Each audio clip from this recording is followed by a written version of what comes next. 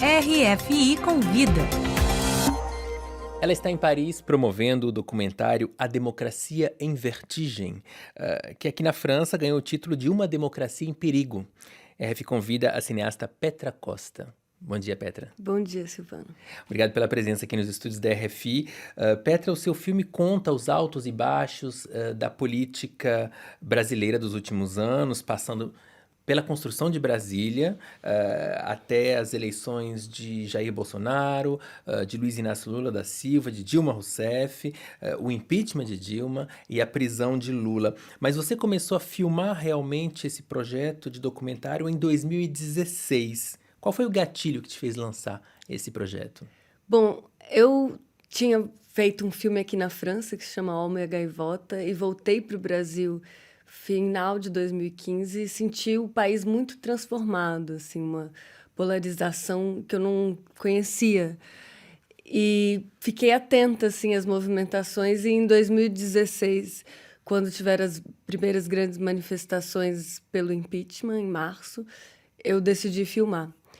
E fiquei muito assustada com o que eu vi, porque eram multidões, né, vestidas de verde e amarelo, alguns pedindo a volta da ditadura militar, a ditadura que tinha torturado milhares e matado centenas de pessoas. E eu nunca imaginei que na minha vida fosse ver isso. E quis tentar entender de onde essa neurose estava surgindo, esse desejo de voltar ao passado, e por isso eu embarquei na história do filme. E você embarca com uma câmera que está por toda parte, né?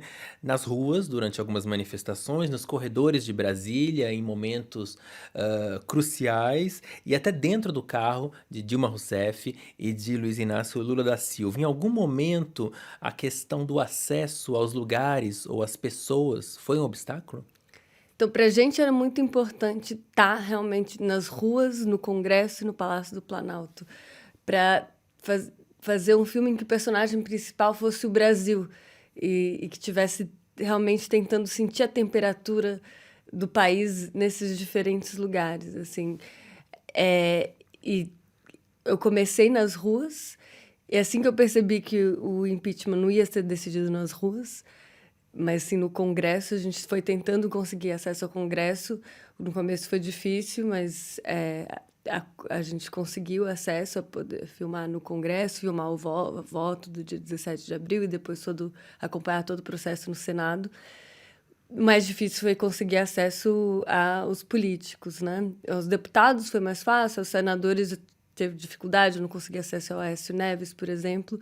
A Dilma e Lula, eu escrevi uma carta para eles, para o Aécio também, logo no começo de março de 2016. Demorou meses para... eles nunca leram essas cartas, mas eu comecei a insistir com todas as pessoas que eu ia conhecendo se eu conseguiria ter acesso. Não tive resposta. E até que um dia eu me infiltrei num ônibus com historiadores que estavam indo para o Palácio do Planalto, quando a Dilma já estava distanciada, né, afastada. E aí consegui falar com ela pela primeira vez e pedi uma entrevista, entreguei um DVD do meu primeiro filme. E aí ela falou, não, vamos te dar uma entrevista. Mas ainda assim, essa entrevista foi muito formal e nem entrou no filme. Ainda levaria meses para eu conseguir o acesso que você vê no filme. Uhum. E você tem uma história em comum com o filme. Você disse que entregou o seu filme anterior para Dilma. É interessante porque você fala durante todo o filme de um país dividido antes mesmo da construção daquele muro que a gente viu em frente ao Palácio do Planalto durante o processo do impeachment. Muro que você filma várias vezes no documentário. Um muro que simboliza essa história do Brasil, mas também um pouco a história da sua família. Fala um pouco pra gente de como foi misturar essas duas histórias, porque eu sei que os seus pais foram militantes, viveram na clandestinidade, sua mãe tem uma história em comum com a ex-presidente Dilma Rousseff. Primeira pergunta, isso facilitou o teu acesso? E segunda pergunta, como foi misturar essas duas histórias? Sim. Eu acho que criou uma certa confiança depois que a presidente soube que minha mãe tinha estudado na mesma escola que ela, participado também da luta contra a ditadura militar, criou uma base de confiança, e até depois eu levo minha mãe para conhecê-la. E eu acho que nesse momento a Dilma mostra uma face que poucas pessoas conheciam, assim, mais íntima. Mas para mim era assim, eu venho de documentários mais pessoais, sempre tentando explorar como o pessoal é político através de uma via mais feminista, né? Assim, temas que eu não via no cinema, como um pouco o sofrimento silencioso, né, nessa transição da adolescência para a vida adulta, que é o que eu exploro no Helena, que eu chamo de complexo de Ofélia, e depois os dilemas da gravidez no Homem Gaivota. Era justamente essa equação de como o pessoal é político. E aí, nesse filme, acho que a equação se inverteu e o político se tornou pessoal, que sempre é, né? Mas acho que teve um abalo sísmico, não só no Brasil, mas no mundo, em que isso ficou latente para todo mundo. A democracia ficou em risco. E a democracia, eu fui perceber tardiamente que era o chão onde eu pisava, e que, de repente, eu estava perdendo esse chão.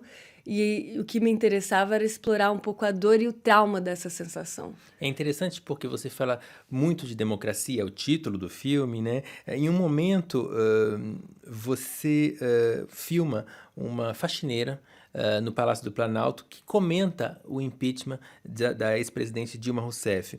Ela diz que não sabe muito bem se a democracia realmente existe, com as palavras dela, com o discurso, com a argumentação que ela possui.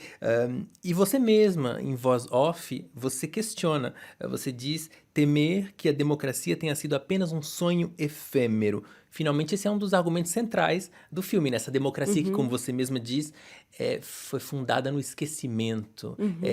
É o fio condutor. Sim. Eu acho que muitos de nós achávamos que a democracia brasileira já era madura e que estava para evoluir a passos curtos e às vezes frustrantes, mas evoluindo. De repente, as instituições se mostraram muito frágeis. A gente teve em poucos anos, né, o impeachment de uma presidente, quase a renúncia de outro, e a prisão de um ex-presidente, e uma eleição extremamente conturbada em que o favorito foi preso justamente e ganhou Bolsonaro.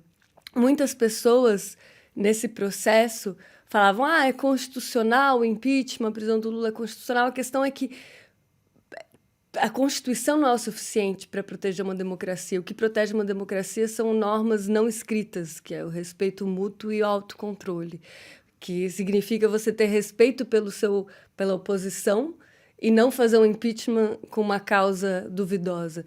E o que eu percebi é que muitas pessoas, como você disse, a própria faxineira do Palácio do Planalto, dizem que, apesar de terem votado na oposição a Dilma, ou seja, ao Aécio, em 2014, o fato de verem que a Dilma poderia ter sido empichada, e foi empichada, por um motivo tão frágil, fez com que essas pessoas perdessem a fé na democracia. A gente passou, acho que tínhamos, em 2010, 40% das pessoas no Brasil se diziam que não estavam satisfeitas com a democracia.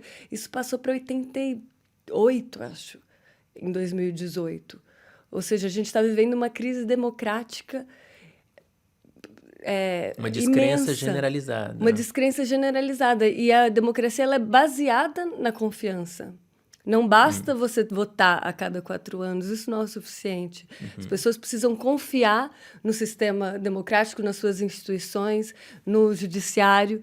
E a gente viveu uma crise em todas essas instituições nos últimos anos que é muito perigosa. O seu filme ele tem um posicionamento político claro desde o início e, ao mesmo tempo, ele funciona como uma espécie de ferramenta pedagógica. Você vê esse filme como um projeto para os brasileiros ou para os estrangeiros que não conhecem o Brasil e que não entenderam o que está acontecendo nesse House of Cards latino, que em determinado momento foi a expressão usada para se falar da crise política brasileira? Meu desejo desde o início era fazer um filme que funcionasse tanto para os brasileiros que acompanharam isso de perto, quanto os que não acompanharam, quanto os estrangeiros. O desafio justamente era esse, assim, como achar a medida das informações necessárias para que fosse um filme que ficasse datado. Daqui a 10 anos, não necessariamente as pessoas vão saber quem foi Eduardo Cunha, quem foi Aécio Neves, e como fazer um filme que conseguisse viver através do tempo. Registrar esse momento histórico. Hoje o seu filme está disponível no Netflix. O que representa para você como diretora estar presente numa plataforma que tem essa visibilidade mundial? É maravilhoso. O filme, nos primeiros meses, teve um tweet por minuto sobre o filme. Continua. É uma resposta intensa no Brasil inteiro. Recebo mensagens da Turquia, da Índia, do Uruguai, do Japão, de pessoas que sentem que o filme conta a história da própria democracia deles, assim. Então, num momento de crise democrática mundial, era meu sonho poder estar falando com o mundo. Mas o que eu acho triste também é que, sim, eu tenho um posicionamento político que eu busco ser o mais transparente possível no filme em relação a ele, mas eu tinha muitas críticas também ao governo do PT, e o que é triste é que esse avanço da direita faz com que a gente não possa pedir mais, mas a gente tenha que tentar assegurar o básico. E eu queria poder estar pedindo mais nesse momento, não pedindo, gritando pelo básico. Perfeito. A RF convidou hoje Petra Costa, diretora do filme A Democracia em Vertigem, que está disponível no Netflix desde o mês de junho. Então, plataforma aberta no mundo todo. Obrigado pela presença aqui no RF Convida.